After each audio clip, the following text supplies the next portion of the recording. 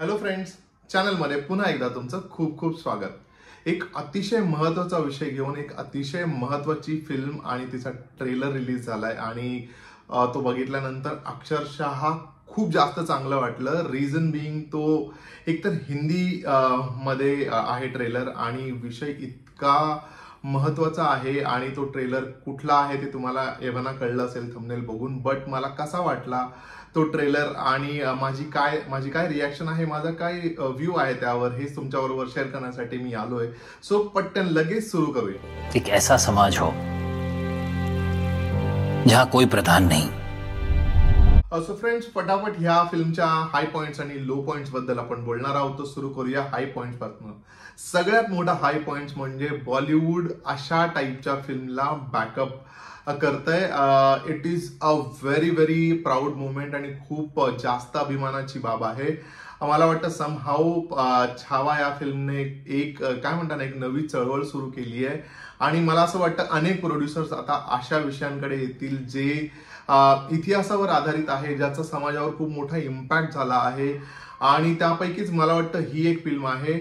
मला ना इतकं इंटरेस्टिंग कास्टिंग वाटलंय ना की प्रतीक गांधी आणि पत्रलेखा ह्या दोघांना जेव्हा महात्मा ज्योतिबा फुले आणि सावित्रीबाई फुले यांच्या भूमिकेत पाहिलं ना, तिथेच आय वॉज सोल्ड की बस this film is gonna be something different. Of course references तेच असतील, काय म्हणतात त्याला, विषय तोच असेल, गोष्टी त्यात असतील, पण जेव्हा एक हिंदी प्रोड्युसर येतो किंवा बॉलिवूड ज्याला सपोर्ट करतं, अशा वेळी फिल्मची प्रोडक्शन व्हॅल्यू वाढते आणि ते ऑलरेडी ट्रेलरमध्ये दिसतच आहे। एक स्कोप ओपन होतो किंवा एक डोर ओपन होतो जिथे तुम्ही फ्रीली जे एक्झिक्यूट करायचे स्क्रीनवर त्यासाठी जे काही लागणार आहे त्यासाठी पैसा खर्च करू शकता आणि हे सगळं ह्या ट्रेलरमध्ये दिसतंय। प्लस हे दोन्ही ऍक्टर्स इतके कन्व्हिन्सिंग वाटतायत ह्या दोन्ही रोलमध्ये। प्लस आता आय एम शुअर बाकी आपल्या सगळ्यांनाच महात्मा ज्योतिबा फुले आणि सावित्रीबाई फुलेंनी काय केलंय हे माहितीच आहे, पण जर म्हणजे इन केस कोणाला माहित नसेल तर जर सांगायचं झालं तर एक अतिशय एक उदाहरण देऊन सांगतो की यांनी काय केलंय। आपण रिसेंटली पाहिलं की सुनीता विल्यम्स ही स्पेसमध्ये अडकली होती आणि त्यानंतर आता तिला with lot of efforts after almost 9 months तिला पृथ्वीवर आणण्यात आलंय। सर, सुनीता विल्यम्सने स्पेसमध्ये जाण्यासाठी यांचा खूप मोठा हातभार आहे। आता ते कसं हे मी तुम्हाला पुढे सांगतो। सो बेसिकली तब्बल 3000 वर्षांपासून जी चालत आलेली प्रथा होती जिथे मुलींना शिकणं अलाउड नव्हतं, मुलींना इक्वल समजलं जात नव्हतं, अगेन्स्ट म्हणजे मेल फिमेल मध्ये जी एक व्हॅल्यू होती, जी एक दरी होती ती त्यांनी भरण्याचा प्रयत्न केलाय। मुलींना समान शिक्षणाचा हक्क असावा यासाठी त्यांनी अत्यंत कष्ट सहन केलेत। सावित्रीबाई फुले ह्या पहिल्या शिक्षिका होत्या भारतातल्या आणि त्यानंतर अनेक मुलींना पुढे शिक्षणासाठी आपण एनकरेज करायला हवं यासाठी एक लढा त्यांनी दिलाय आणि इट वॉज नॉट इझी। त्यांना यासाठी खूप जास्त यातना सहन कराव्या लागल्यात, अनेक गोष्टींमधनं जावं लागलंय। प्लस समाजामध्ये असणारी जी एक दरी होती ती भरून काढण्यासाठी त्यांनी सत्यशोधक समाज किंवा सत्यशोधक अशी एक संस्था सुरू करायची हा त्यांचा मानस होता। त्यासाठी त्यांनी खूप काम केलंय सो दॅट समाजामध्ये जी कास्ट सिस्टम आहे त्याला कुठेतरी कंट्रोल यावा आणि सगळ्यांना एका लेवलवर बघितलं जावं। एक हायरार्की जी आहे ती कमी व्हावी किंवा नाहीशी व्हावी यासाठी खूप त्यांनी काम केलं आहे।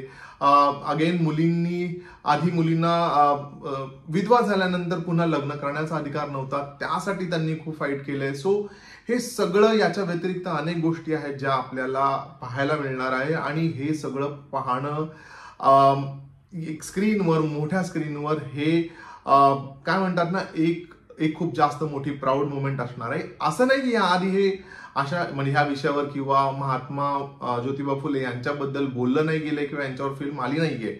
जस्ट रेफरन्स द्यायचा झाला तर साधारण एक वर्षभरापूर्वीच सत्यशोधक नावाची फिल्म आली होती मराठीमध्ये।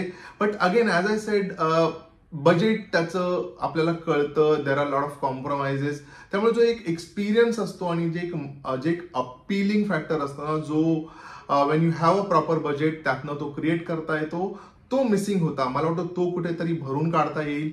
प्लस दोन्ही एवढे ताकदीचे कलाकार आहेत, पत्रलेखा आणि प्रतीक गांधी. त्यामुळे त्या भूमिका एवढ्या छानपणे जस्टिफाय करतील याबद्दल अगेन वाद नाहीये.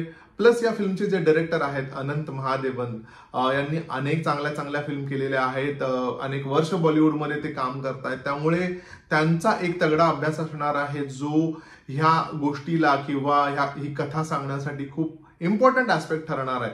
सो नटशेल मध्ये ना एक अतिशय छान जमून आलेलं असं ही एक स्टोरी म्हणा किंवा ही फिल्म आहे असं मला ट्रेलर बघितल्यानंतर वाटलं. खूप पॉझिटिव्ह वाईब झाल्या and trust me, I am so looking forward for this film की लवकरात लवकर रिलीज झाल्यानंतर मलाही जाणून म्हणजे वाचनातनं माहित आहे की काय त्यांनी केलंय. बट एक्झॅक्टली जसं म्हणतो ना, जसं मी again I want to give you example of Chhaava, जो बघितल्यानंतर एक इम्पॅक्ट क्रिएट होतो ना, तो इम्पॅक्ट अनुभवण्यासाठी मी डेफिनेटली जाऊन ही फिल्म थिएटरमध्ये बघणार आहे आणि तुमच्या बरोबर त्याचा रिव्ह्यू शेअर करणार आहे. तुम्ही हा ट्रेलर पाहिलात का? पाहिला नसेल तर लगेच जाऊन पहा आणि तुमच्या प्रतिक्रिया मला कॉमेंट करून नक्की सांगा. आपण भेटूया लवकरच. तोपर्यंत स्टे ट्यून्ड.